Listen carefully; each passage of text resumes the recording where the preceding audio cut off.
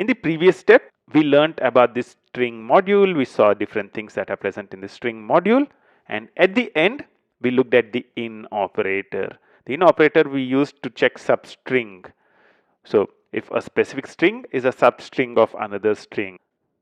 We left you with an exercise at the end of the last video. How to find if a specific character is a vowel or not.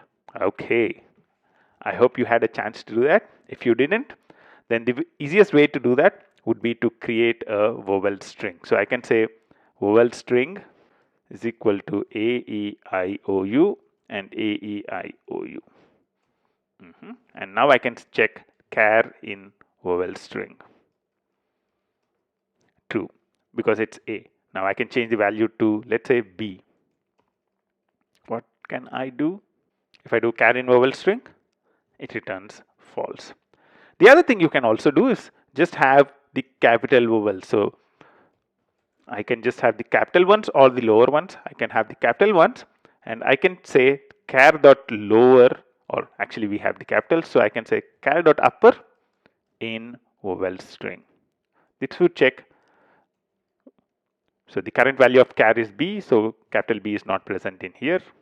If I actually change the char to A, what would happen? This returns true. String, let's say I have, instead of this, I have A, E, I, O, U, all the small ones. What do you think should be the code that I would need to use to check whether something is a vowel? Yep, you're right. So it should be char dot lower in vowel string. So over here we have a char is A, that works. Even if char was capital A, what would happen? This would still continue working. That was the first exercise. Now let's move on to the second exercise. I would want to find out and print all the capital alphabets from A to Z. So I would want to print all the capital letters from A to Z. How can I do that? There was a small clue at the start of the previous step. If you want, you can review that and try and do it. You can pause the video in here and try it as an exercise. The clue at the start of the previous video was the import string module, right? We imported this string module and we saw that string module contained a number of things, right? When I press a tab, it shows all the different things which are present.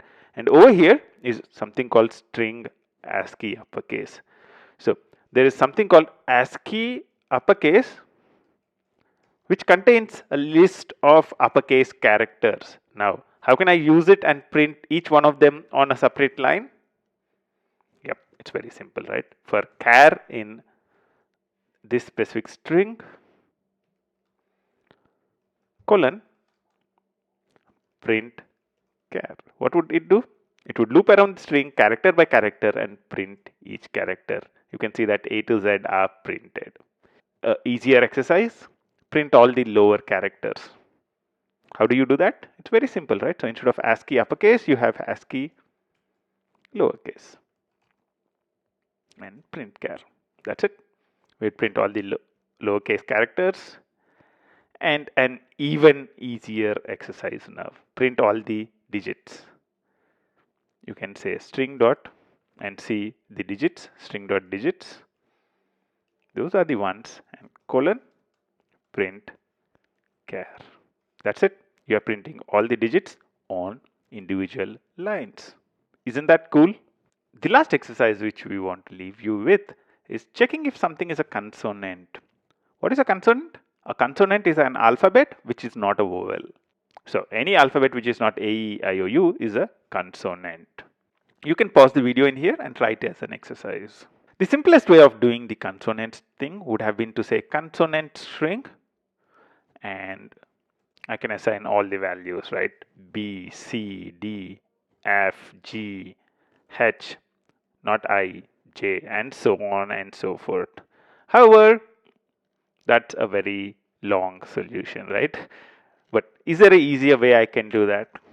Let's say I want to check whether B is a consonant or not. So I'm doing a B dot lower. I can do a not in vowel string. This returns true. However, if I do it with A, what would happen? A is not a consonant, so it's printing false. That's cool. But the problem with this solution is the fact that if I do something like this, what would happen? It returns true. It says 1 is a consonant.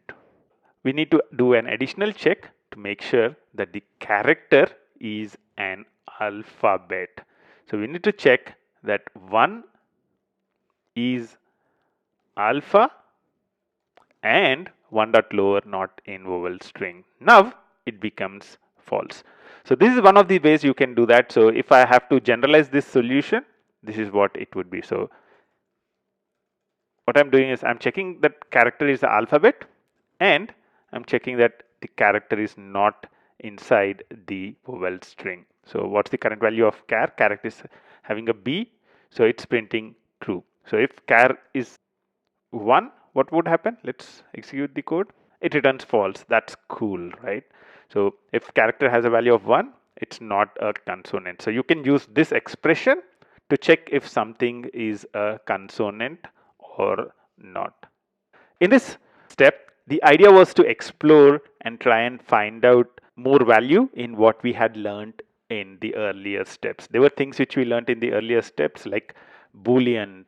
We learned about the AND operator and we learned about the string module and the fact that it contains uppercase letters, lowercase letters. So we tried to find out a few exercises which we thought would be interesting for you to do using all the stuff which we learned in the previous steps. I hope you had a nice time doing these exercises.